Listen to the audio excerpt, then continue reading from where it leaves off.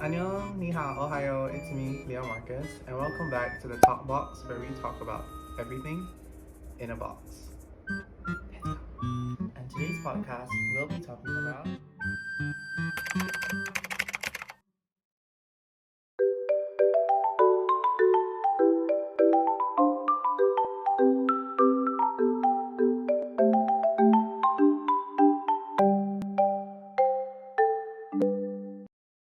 So, welcome to the TalkBox, or welcome back to the TalkBox. Hi. Yeah, it could be the Thought Box or the Talk Box where we'll be talking about issues. Definitely not the toast box. Today we have my agency mate and studio mate. Hi, my name is Sharky, the one and only. Yes, and he's most known for that random interview. That random interview. Yes. So today's topic of the day is indie creators. So I really just wanted to like dive into the subject of being an indie creator, like the struggles, and as well as any interesting stories in being an indie creator and what people do not see like behind the screen. Yeah, but before we start, Yes. like that random interview, pula, before we start on indie creators, Leon, can you please tell us what is an indie creator? I would say I would define an indie creator as anyone who is independent. But it doesn't matter whether you're doing music or whether you're filming videos or just making like TikToks in your room. As long as you're creating something, you're an artist, I would consider you an indie creator. So technically, it's just an individual content creator or someone who creates. Yeah, but media. I wouldn't want to call it a content creator because then you really limit it to just like the sphere of Yeah. digital media. Yeah. Yeah. So, any struggles? Yeah, perhaps you want to share with us how you got started as Sharky Boy, how that name came about, and what are like some like struggles? Like what do not people not see behind the screen? Actually, this is so funny because I've been stuck with TheSharkyyboyy for like the longest time ever, and I love that name because when I was young, I wanted to be a marine biologist, but I Oh. was bullied in secondary two because this kid from my school told me that you can't be a marine biologist because you're too fat, you can't fit inside the scuba suit. That, but okay, but isn't the scuba suit like stretchy? I didn't know. I thought it was a fit. I thought it was a fit size, so I didn't know. So I was Okay. thinking that if I was gonna go inside like the scuba suit and then like the submarine, I was expecting the submarine to drown because I was too fat. Oh, So I didn't want to be a marine biologist after okay. Sec 2. So then that's when you decided I'm gonna be a content creator. No. So when do you No, decide? that was when I decided that I shouldn't be a marine biologist. Okay. Yes, correct. So Sharky Boy came about with wanting to be a marine biologist, and my favorite like animals are sharks.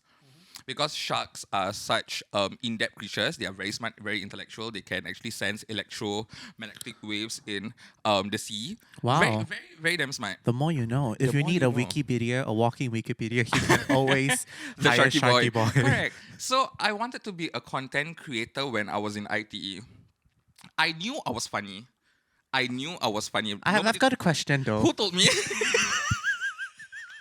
No one told me. I told myself. Confidence is key. That's right. Yeah, I knew I was funny, like in one way or another. So I like to make people laugh. So that Okay. was one thing that I wanted to do is to make people laugh. So that was when I realized that people like to see me doing stupid stuff. Okay. Like literally stupid stuff. And people think that Sharky Boy is an act. Okay. But what they didn't realize is It's I'm just actually you. genuinely very stupid. Yeah. Yeah. I mean, you're not okay. Maybe. I mean, But yeah. Okay. So like I would say like I mean like a bit more about myself.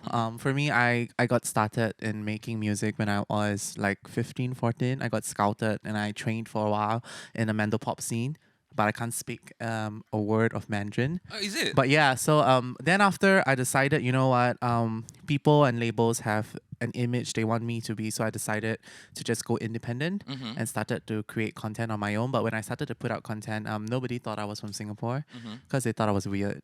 Why? And where was this at? Like, where is this I happening at? was 17, 18. I was just releasing videos on YouTube. Singapore? Yeah, In yeah. Singapore. And I mean, my music videos were like really bad. I mean, like, you can go check it out. I was just like in a tub, like feeling myself. So where can we watch these videos? They are on my YouTube channel. Leon Markcus. Yeah.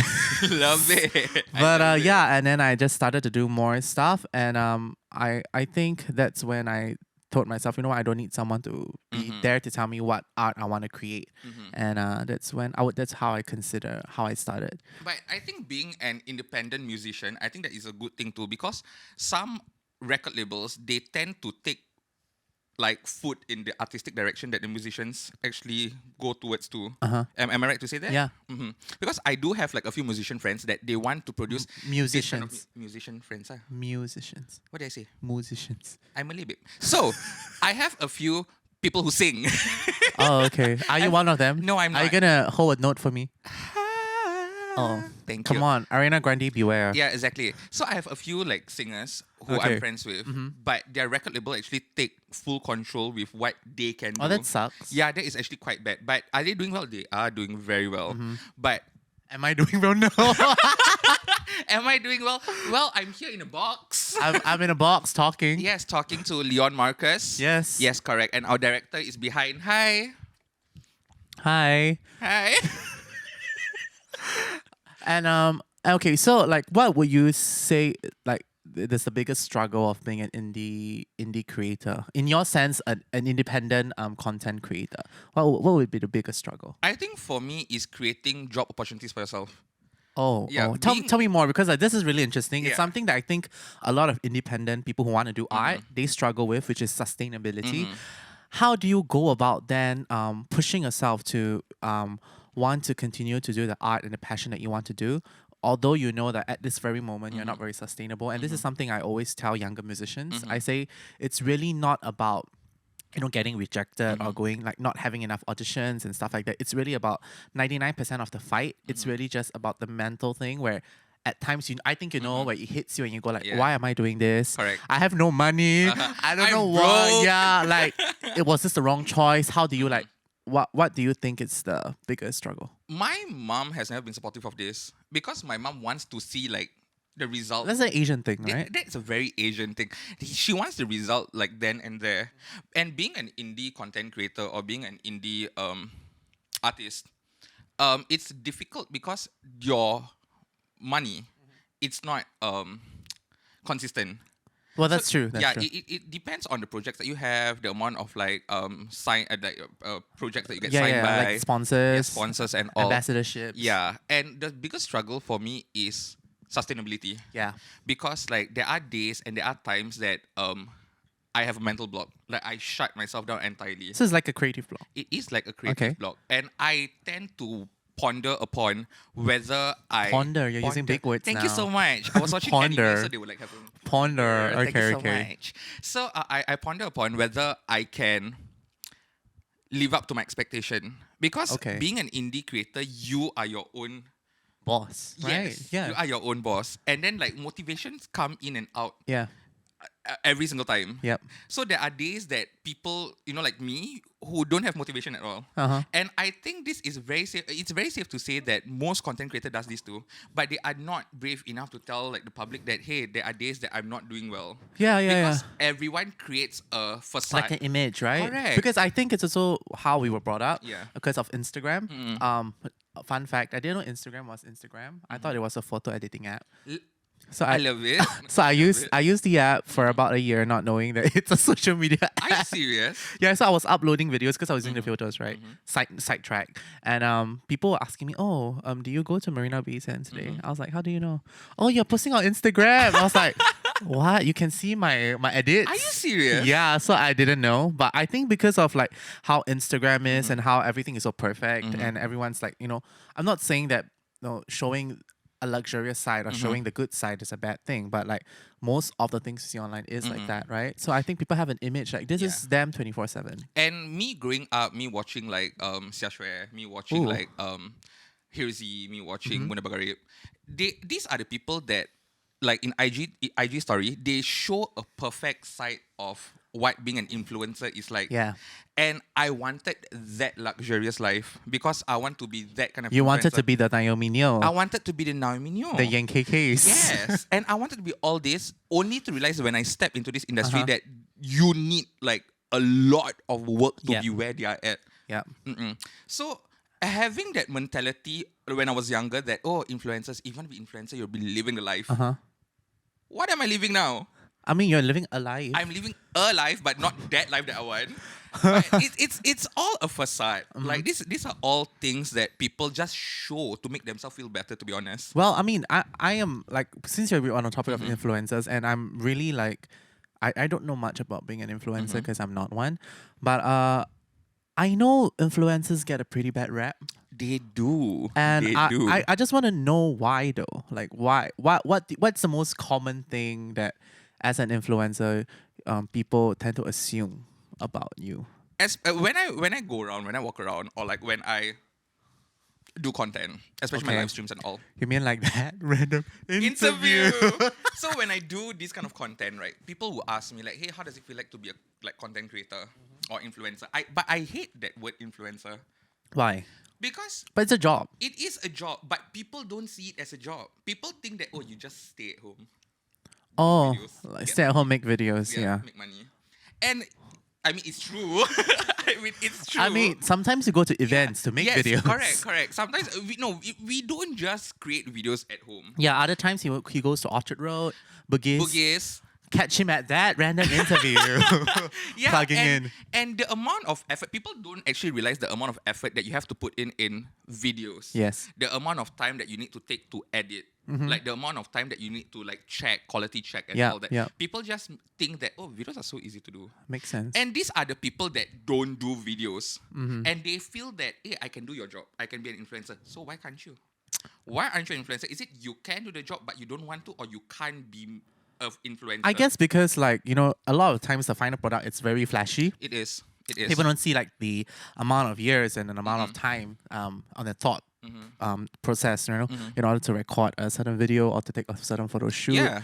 So I think that's why I think in general in the arts it's mostly like that. When people see a painting, they go, oh, like it's just a painting. I can do that. Yeah, too, why is but it a why few aren't you doing $1,000s, it? Exactly, right? But then exactly. you don't know how many like years it took for like the painter to paint it. perfect that Yes. technique and all. Yeah. And I have been doing videos for like let's say 6 years. 6-7 years. I was in the social media game for 6-7 years, but I only got recognized like last year.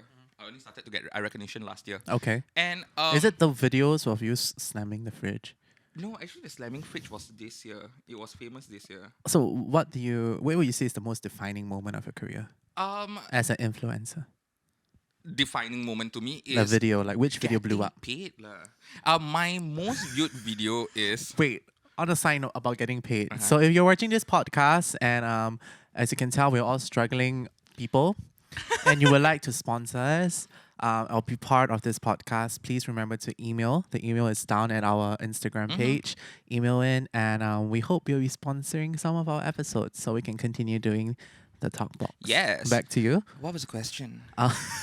The most defining video or moment. Oh, my Apart most from earning viewed, money, yes. my most viewed video was a 2.1 or 2.2 million views where Oh. I was playing with a mask. A It was the mask? mask bra video. Wait, so on what? TikTok. You were wearing Yeah, bras so I as was masks? wearing a mask, and then it was because during COVID, right? Okay. So I understand why it blew up. Okay. So I was wearing a mask, so and it was transitioned to like a mask bikini. Mask bikini. How does? You haven't watched it yet. I'm going to show you right haven't after watched this podcast. it. Yeah, I'm going to show you all after this podcast. So it was a 2.1 million view video that reached all the way to like overseas. Okay. So I was having like I think 5K followers. It jumped all the way to 17K. Okay. Within, like- and currently you are at? 20. Oh, I just reached 27K. Oh, so it's like I just reached congratulations. 27K yesterday. Thank you so much. Yes. Thank you. Okay. Thank you. And Studio 15B is reaching like 8K very soon. Yes. I'm sorry we have to keep plugging Studio 15B. I have to. Our producer is looking at us. We feel very stressed. Very true. Yes. Okay. Very true. Yes. So. So to me, my most defining moment is actually getting paid by brands, and these are not like brands that are like not known or whatever. Okay. It's local brands that Okay. are acknowledging your work. Yeah. And I don't mind if brands coming up to me not knowing my work but then wanting to use my platform. I don't mind. Because at the same time it's still earning money. But it's brands knowing your work. Okay. Knowing what you do in the past. It makes sense. It makes Yeah, sense. because they study your work. They study Okay. your platform. And I think that is a very proud moment for me because companies come up to me, hey, Afet, I'm a huge fan of and I see you have been working in social media for and it's when companies give you validation. Okay. It gives me so much pride in the work that I do. Okay. And I think as influencers, as social media personalities, Uh-huh. we need to understand what we stand for. Okay. And having a platform so big, like especially on TikTok, on Instagram, on Twitter, YouTube especially, you have to understand why you're doing what you do. Yes. And because if there are a lot of influencers, I'm not going to plug in names, there are a lot of influencers that they just be in this game because of spotlight. These are the influencers that I feel cannot sustain. Well, throughout.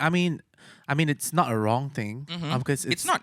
eventually, I mean, that's what you aim to be because you want to be sustainable. Definitely. But that shouldn't be the main reason to why you want to be like working as a social media personality.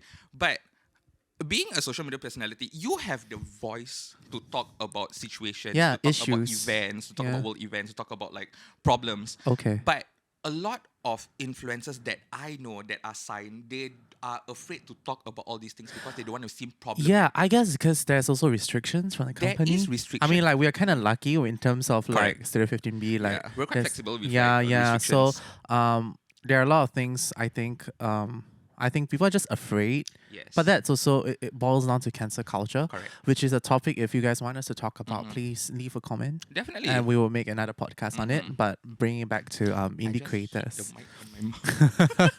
Yeah, so I guess it makes sense. Yeah, like if you have a platform, you should really just use a platform to speak out on things that you believe in. Definitely. Yeah, that has always been like personally, that has always been what I try to use my platform for.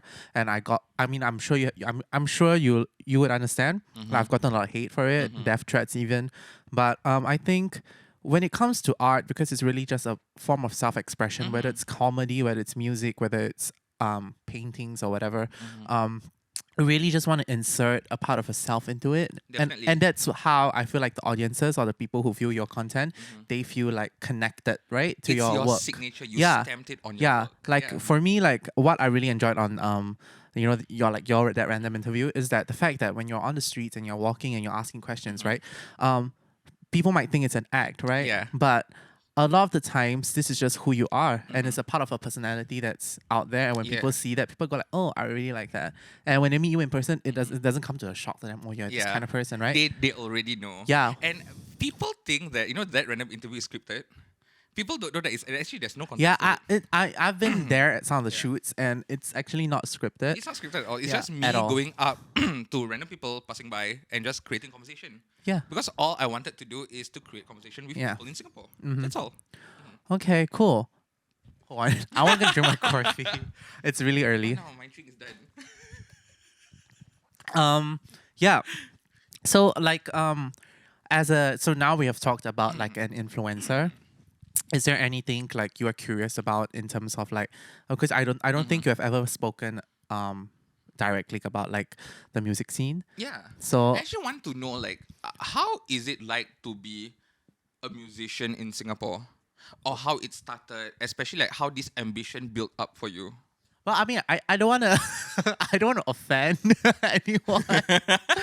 But I would say like being a musician, I can't talk for all the other parts of being doing the arts, but I say I mean as a musician, it's just I think it's a struggle. Like it really is a struggle. I think when as you know, Asian parents, right? Asian parents, Asians just hate the idea of art. They just hate, and I don't know. Ow, my teeth.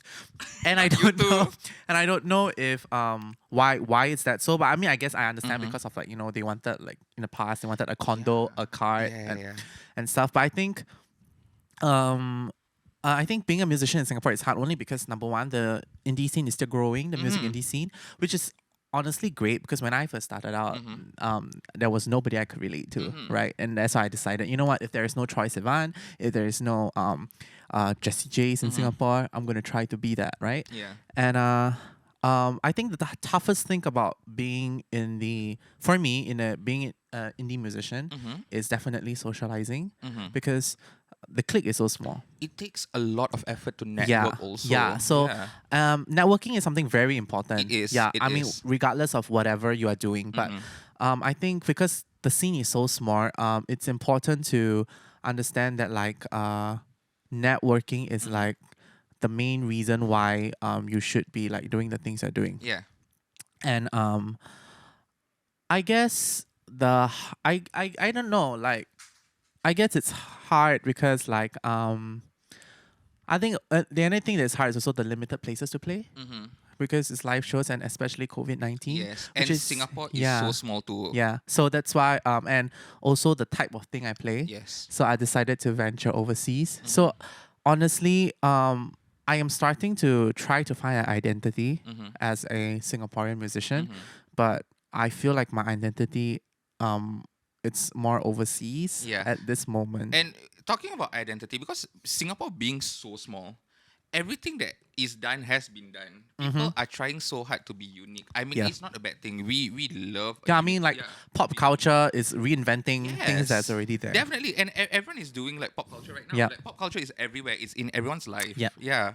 But I have a question that I've been wanting Okay. to ask. If you are a musician in Singapore, if you're a musician in Singapore, will it end well for you? Because I keep hearing that musicians in Singapore don't do well.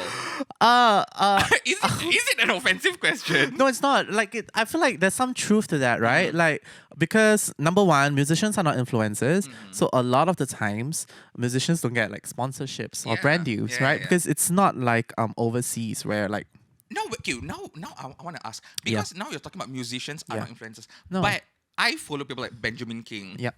Like he's a musician too, right? Mm-hmm. But he's also an influencer. I mean, Benjamin King is good looking.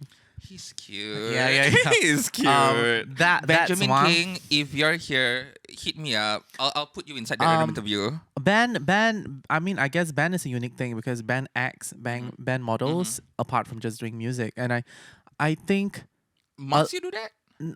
I think a lot of musicians are unwilling to do that because they feel like if I were to do something like that, I would lose my sense of identity. But it really, I feel like it's important only because, like, whether we will die, I think if the music scene is not integrated into other aspects of entertainment, perhaps because for me, I've always looked up to like South Korean entertainment, although it's quite a harsh industry, Definitely, right? definitely. But the thing is that everything is integrated to each Correct, other. correct. So like musicians are always on shows and vice versa. Whether you're a big star, small star, there are shows catered to like the music program and stuff. But it really has to, I think, ultimately be something that the viewers want to see. And in Singapore, a lot of Singaporeans, sad to say, I think when they look at Singaporean musicians, they think it's a cringe fest. Yes. Unless yes. they're already famous, right? Can I just tell you something? Yes. Before I met you, Yes. I haven't listened to the Singapore music scene yet. You actually introduced me to the Singapore music scene. Okay. And I'm going to tell you, it was a shock. Why? To see, no, this is not a shock to see that you have talent, but it's a Okay. shock to see that Singaporeans Have talent? have talent.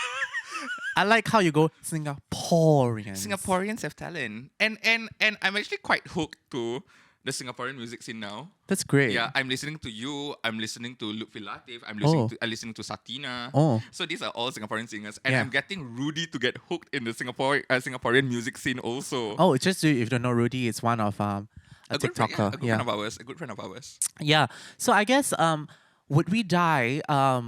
Eventually. Eventually. But I'm a very pretty much like optimistic, pessimistic person. Which most of the time I'm pessimistic. Isn't pessimistic like the fruit, like the No, orange color that looks like that's tomato? passion fruit or pomegranate. Which one are you talking about? Grapefruit. Sure. Moving on.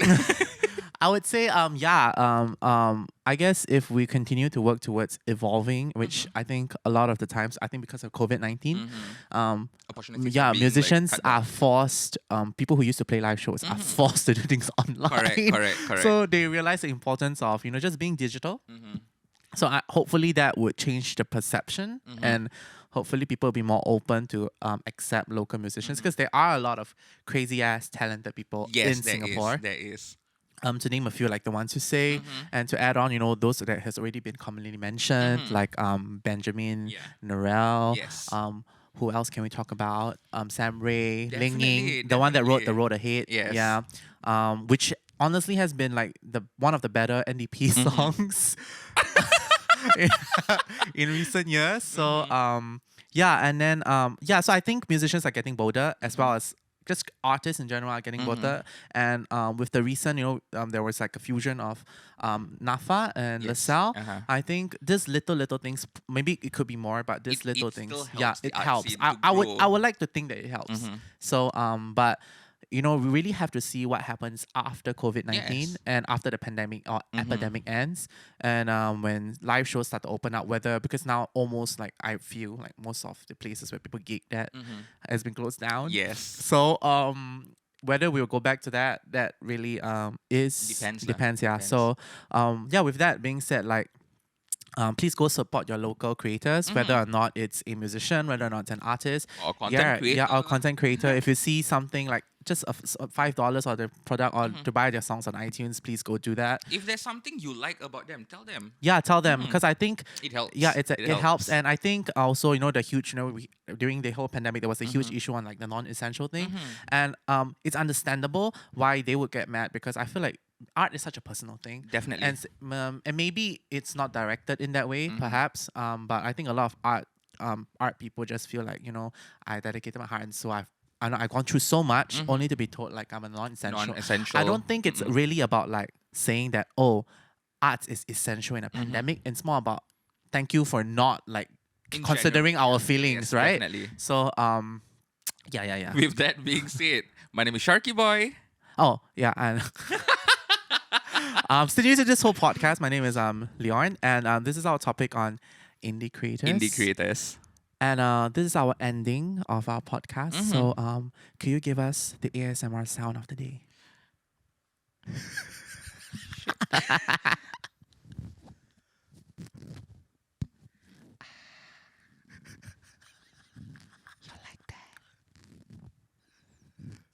This is the first time that you see Sharky Boy being calm and collected. And thank you for the ASMR sound of the day. If you would like to see people on the TalkBox, please comment down below or DM us. If you are a sponsor and you're looking to fund this podcast, please Yes. also do fund us, because we are really struggling, although we are smiling. And we can't wait to see you next week. Any topics, please also do suggest to us. Yes. And until next time, it is me, Leon. And it's me, Sharky Boy. Bye. Bye. Studio 15B.